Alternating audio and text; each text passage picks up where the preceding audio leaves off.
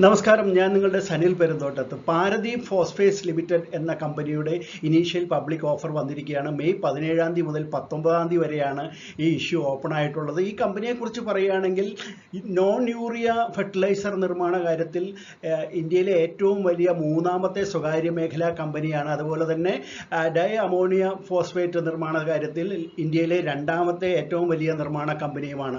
ഇതിൽ ഗവൺമെൻറ്റിൻ്റെ ഒരു ചെറിയ പങ്കാളിത്തം കൂടി ഉണ്ട് എന്നറിയുമ്പോഴാണ് ഇതിൻ്റെ പ്രാധാന്യം മനസ്സിലാകുന്നത്. മാത്രമല്ല, കാർഷിക രംഗത്ത് ഗവൺമെൻറ് കൊടുക്കുന്ന ആ ഒരു ട്രസ്റ്റ് കൂടി പരിഗണിക്കുമ്പോൾ എന്തായാലും ഇത് വളരെ മികച്ച ഒരു കമ്പനി തന്നെയാണ്.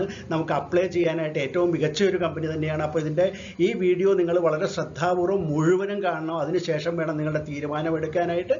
അപ്പോൾ നമുക്ക് ഇനി ഈ വീഡിയോയിലേക്ക് കിടക്കാം.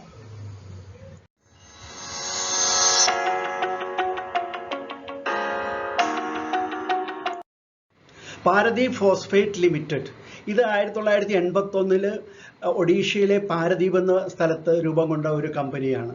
ഇവർ പ്രധാനമായിട്ട് മാനുഫാക്ചർ ചെയ്ത് ഡിസ്ട്രിബ്യൂട്ട് ചെയ്ത് സെല്ല് ചെയ്യുന്നത് നമ്മൾ നേരത്തെ പറഞ്ഞ പോലെ തന്നെ നോൺ യൂറിയ ഫെർട്ടിലൈസേഴ്സും ഡൈ അമോണിയം ഫോസ്ഫേറ്റ്സുകളുമാണ്. അതായത് നമുക്ക് അത് കൂടുതൽ പറയുകയാണെങ്കിൽ ഡൈ അമോണിയം ഫോസ്ഫേറ്റ്, അതിന് പിന്നെ 3 grades of nitrogen phosphorus potassium, അതായത് NPK എന്ന് പറയുന്നത്. അത് അവരുടെ ബ്രാൻഡായിട്ട് അവർ കൊടുക്കുന്നത് NPK 10, NPK 12, NPK 20 എന്നുള്ള ഗ്രേഡുകളിലാണത് വിൽപ്പന ചെയ്യുന്നത്. പിന്നെ സിപ്മൈറ്റ്, ഫോസ്ഫോ ജിപ്സം, അതുകൂടാതെ HFSA എന്നറിയപ്പെടുന്ന ഹൈഡ്രോ ഫ്ലോറോസിലിക് ആസിഡ്, ഇതൊക്കെയാണ് പ്രധാനമായിട്ട് നിർമ്മിക്കുന്നത്. മാർക്കറ്റിൽ ഈ ഫെർട്ടിലൈസറുകളുടെ ബ്രാൻഡ് നെയിം നവരത്ന എന്നും ജയ് കിസാൻ നവരത്ന എന്നുമാണ്. ഇനി നമുക്ക് പാരദീപ് ഫോസ്ഫേറ്റ്സിൻ്റെ പ്രൊമോട്ടേഴ്സ് ആരൊക്കെയാണെന്ന് നോക്കാം. 3 കോർപ്പറേറ്റുകളുടെ കൈവശമാണ് പ്രധാനമായിട്ടും ഇതിൻ്റെ സ്റ്റേക്ക് ഉള്ളത്. അതായത് സുവാരി മറോക്ക് ഫോസ്ഫേറ്റ്സ് പ്രൈവറ്റ് ലിമിറ്റഡ് എന്ന കമ്പനിയും സുവാരി അഗ്രോ കെമിക്കൽസ് ലിമിറ്റഡും OCP ഗ്രൂപ്പും. ഈ 3 കോർപ്പറേറ്റുകളുടെ കൈവശമാണ് 80.45% ഓഹരികളും ഉള്ളത്, ഇതിൻ്റെ സ്റ്റേക്ക് ഉള്ളത്.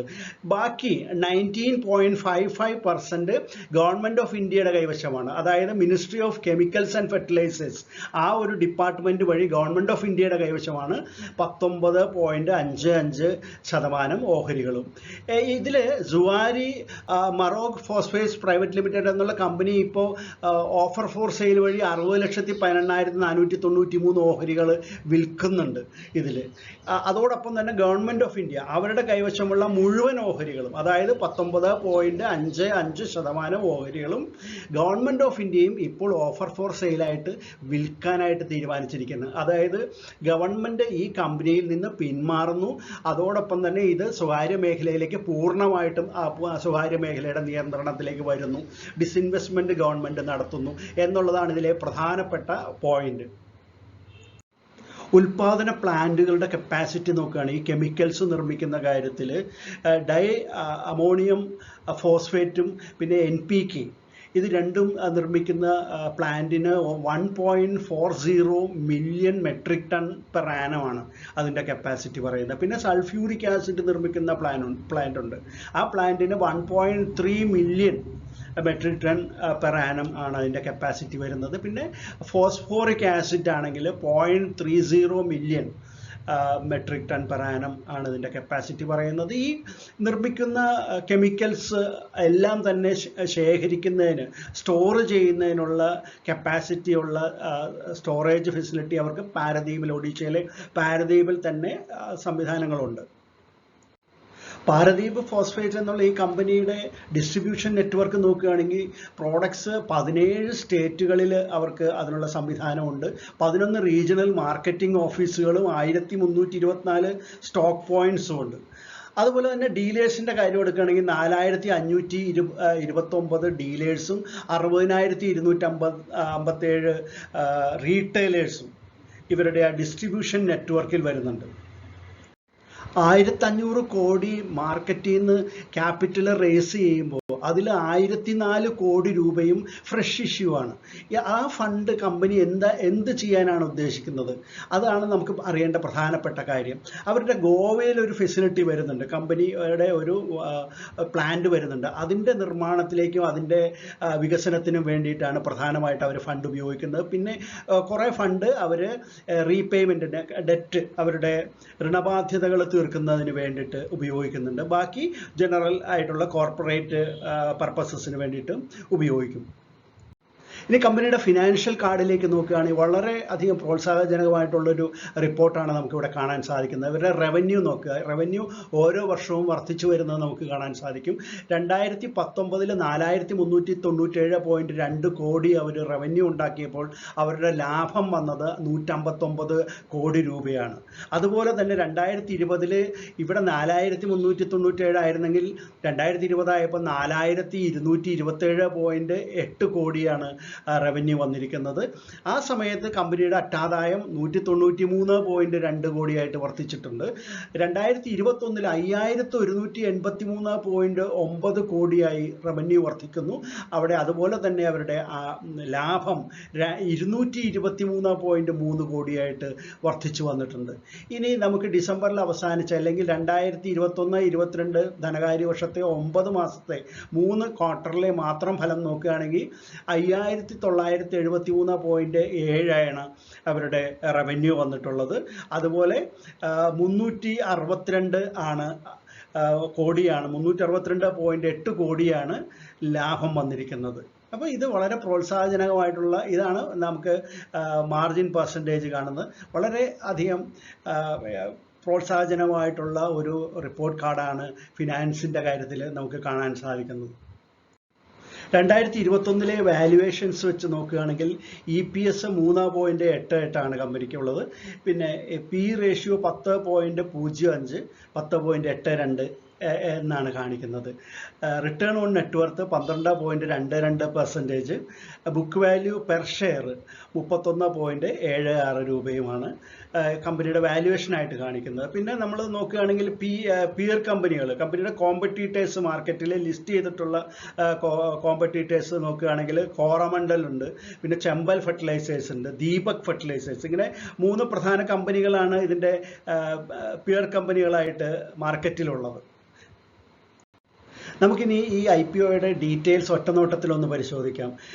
IPOയുടെ ഡേറ്റ് മെയ് 17 മുതൽ 19 വരെയാണ്. പ്രൈസ് ബാൻഡ് 39 രൂപ, 42 രൂപ എന്നാണ് അതിൻ്റെ പ്രൈസ് ബാൻഡ് കാണുന്നത്. ഫ്രഷ് ഇഷ്യൂ 1004 കോടി രൂപയ്ക്കുള്ളതുണ്ട്. അതുപോലെ ഓഫർ ഫോർ സെയിൽ 497.73 കോടി രൂപയ്ക്കുള്ള ഓഫർ ഫോർ സെയിലും ഉണ്ട്. അതിൽ 11.85 കോടി ഓഹരികളാണ് ഓഫർ ഫോർ സെയിലായിട്ട് അതിൻ്റെ ഒരു പ്രൊമോട്ടറും ഗവൺമെൻറ് ഓഫ് ഇന്ത്യയും വിറ്റഴിക്കുന്നത്. ഗവൺമെൻറ് 19.55% ഓഹരികളാണ് അവരിപ്പോൾ വിറ്റഴിക്കുന്നത്. അതും കൂടി ചേർത്തിട്ടാണ് 11.85 കോടി ഓഹരികൾ വിൽക്കുന്നു എന്ന് പറഞ്ഞത്. ഇനി IPOയുടെ ടോട്ടൽ സൈസ് വരുമ്പോൾ 1501.73 കോടി രൂപയ്ക്കുള്ള ഇഷ്യൂ ആണിത്. ഇതിൽ മിനിമം ലോട്ട് ഒരാൾ അപ്ലൈ ചെയ്യേണ്ടത് 350 ഓഹരിയാണ്. ഇതിൻ്റെ ഫേസ് വാല്യൂ 10 രൂപയാണ്. 35% ഓഹരികൾ റീറ്റെയിലേഴ്സിന് ലഭിക്കുന്നുണ്ട്. NSEയിലും BSEയിലും ഇത് ലിസ്റ്റ് ചെയ്യുന്നുണ്ട്. നമുക്കിനി ഇതിൻ്റെ ടെൻറ്റേറ്റീവായിട്ടുള്ള ഡേറ്റുകളൊന്ന് പരിശോധിക്കാം. അലോട്ട്മെൻറ്റ് വരുന്ന 24 തീയതിയാണ് മെയ് മാസത്തിൽ. കിട്ടാത്തവർക്ക് റീഫണ്ട് കിട്ടുന്നത് തൊട്ടടുത്ത ദിവസം ആണ്, മെയ് 25 തീയതി. ഡിമാറ്റിലേക്ക് ക്രെഡിറ്റ് കിട്ടുന്നത് ഓഹരി കിട്ടിയവർക്ക് 26 തീയതിയുമാണ്. പിന്നെ ലിസ്റ്റ് ചെയ്യുന്നത്, ഈ ഷെയർ മാർക്കറ്റിൽ ലിസ്റ്റ് ചെയ്യുന്നത് മെയ് 27 തീയതിയാണ്. അപ്പോൾ ഇനി ഇത് വാങ്ങണോ വേണ്ടയോ എന്നെല്ലാം നിങ്ങൾക്ക് സംശയം ഉണ്ടെങ്കിൽ തീർച്ചയായിട്ടും ഇതൊരു നല്ല കമ്പനിയാണ്. ഗവൺമെൻറ് ഓഫ് ഇന്ത്യക്ക് കൂടി താല്പര്യം ഉണ്ടായിരുന്ന ഒരു കമ്പനിയാണെന്ന് മാത്രമല്ല, കാർഷിക മേഖലയ്ക്ക് ഗവൺമെൻറ് നൽകുന്ന ഊന്നൽ പരിശോധിക്കുമ്പോൾ ഇത് വളരെയധികം ഭാവിയുള്ള ഒരു കമ്പനിയാണ്. ഫെർട്ടിലൈസർ നിർമ്മാണ കമ്പനി എന്നുള്ള നിലയിൽ രാജ്യത്തെ വളരെ മുൻപിൽ നിൽക്കുന്ന ഒരു കമ്പനി കൂടിയാണ്. ഗവൺമെൻറ് ഇപ്പോൾ ഡിസ്ഇൻവെസ്റ്റ്മെൻറ്റ് ചെയ്തിട്ട് ഇതിലേക്ക് പൂർണ്ണമായിട്ടും പ്രൈവറ്റ് സെക്ടറിലേക്ക് കമ്പനിയെ ആക്കാൻ ശ്രമിക്കുകയാണ്. മാത്രമല്ല ഇതിൽ നോക്കുക, പ്രൈസ് ബാൻഡ് നോക്കുക, വളരെ കുറഞ്ഞ ഒരു പ്രൈസ് ബാൻഡാണ് കമ്പനി ഇട്ടിരിക്കുന്നത്. അതുതന്നെ ഇത് വളരെയധികം ഇൻവെസ്റ്റേഴ്സിൻ്റെ ശ്രദ്ധ ആകർഷിക്കുകയും കൂടുതൽ നിക്ഷേപകർ ഇതിലേക്ക് ഒഴുകിയെത്താനുള്ളൊരു സാധ്യത വർദ്ധിപ്പിക്കുകയും ചെയ്യുന്ന ഒരു കാര്യമാണ്. മാത്രം അല്ല, ഇത് ടോട്ടൽ ഇതിൻ്റെ പെയ്ഡ് അപ്പ് ക്യാപിറ്റൽ നോക്കുകയാണെങ്കിൽ പോസ്റ്റ് ഇഷ്യൂ കഴിയുമ്പോൾ 43.9% പുതിയ ഓഹരികൾ ഈ കമ്പനിയിലേക്ക് വരുന്നത്. കൂടുതൽ പങ്കാളിത്തം വരികയാണ്. കമ്പനി വളരെ മികച്ച നിലയിലേക്ക് പോകുമെന്ന് തന്നെയാണ് പ്രതീക്ഷിക്കുന്നത്. അതുകൊണ്ട് ഇത് നിങ്ങൾക്ക് ധൈര്യമായിട്ട് അപ്ലൈ ചെയ്യാമെന്നാണ് വ്യക്തിപരമായിട്ട് എൻ്റെ അഭിപ്രായം. LICയുടെ അലോട്ട്മെൻ്റ് ഒക്കെ വന്നല്ലോ. നമ്മളുടെ സബ്സ്ക്രൈബേഴ്സിൽ പലർക്കും കിട്ടി എന്നുള്ള വിവരം ഞാൻ അറിഞ്ഞു. എല്ലാവർക്കും ആശംസകൾ. എന്തായാലും കിട്ടാത്തവർക്കും ഫണ്ടെല്ലാം ഫ്രീ ആയി കഴിഞ്ഞു കാണും. നിങ്ങൾക്ക് പുതിയ ഓഹരികളിലേക്ക് അപ്ലൈ ചെയ്യാനായിട്ടുള്ള അവസരമാണ് ഇപ്പോൾ വന്നിരിക്കുന്നത്. ഇനി ഓഹരി അപ്ലൈ ചെയ്യേണ്ടത് എങ്ങനെയെന്നറിയാത്ത പുതിയ നിക്ഷേപകരാരെങ്കിലും ഇത് കാണുന്നുണ്ടെങ്കിൽ അവർക്ക് ഒരു ലിങ്ക് ഞാൻ മുകളിൽ കൊടുത്തിട്ടുണ്ട്. ആ വീഡിയോ കാണുകയാണെങ്കിൽ അത് മനസ്സിലാക്കാം. പിന്നെ ഇതുവരെ ഒരു ട്രേഡിംഗ് അക്കൗണ്ട് തുടങ്ങാത്ത നിക്ഷേപകരാരെങ്കിലും ഇത് കാണുന്നുണ്ടെങ്കിൽ അവർക്ക് തീർച്ചയായിട്ടും ഞാൻ ഈ വീഡിയോയുടെ താഴെയുള്ള ഡിസ്ക്രിപ്ഷൻ ബോക്സിൽ ഒരു ലിങ്ക് കൊടുത്തിട്ടുണ്ട്. അതിൽ ക്ലിക്ക് ചെയ്യുകയാണെങ്കിൽ നിങ്ങൾക്ക് ഒരു ട്രേഡിംഗ് അക്കൗണ്ട് തുടങ്ങാനും ഏറ്റവും എളുപ്പത്തിൽ പറ്റുന്നതാണ്. ഇനിയിപ്പോൾ നമുക്ക് ഈ കമ്പനിയുടെ തന്നെ ലീഡ് മാനേജേഴ്സിനെ കുറിച്ചും രജിസ്ട്രാറെ കുറിച്ചും കൂടി ഒന്ന് അറിയേണ്ടതുണ്ട്. Lead managers axis capital, ICICI securities, JM financial, പിന്നെ SBI ക്യാപിറ്റൽ എന്നീ കമ്പനികളാണ്. ലിങ്ക് ടൈം ഇന്ത്യയാണ് ഇതിൻ്റെ രജിസ്ട്രാർ. പാരദീപ് ഫോസ്ഫേറ്റ് ലിമിറ്റഡിൻ്റെ IPO വിശേഷങ്ങൾ നിങ്ങൾക്ക് ഇഷ്ടപ്പെട്ട് കാണുമെന്ന് കരുതുന്നു. ഇഷ്ടപ്പെട്ടെങ്കിൽ തീർച്ചയായിട്ടും ലൈക്ക് ചെയ്യാൻ മടിക്കരുത്. പിന്നെ എപ്പോഴും പറയാറുള്ള പോലെ തന്നെ ഈ വീഡിയോ നിങ്ങൾ സപ്പോർട്ട് ചെയ്യണം, കമൻ്റ് ഇടാനും മടിക്കരുത്. നമുക്ക് മറ്റൊരു വീഡിയോയുമായിട്ട് ഉടൻ തന്നെ വീണ്ടും കാണാം. അതുവരെ നന്ദി, നമസ്കാരം, ബൈ.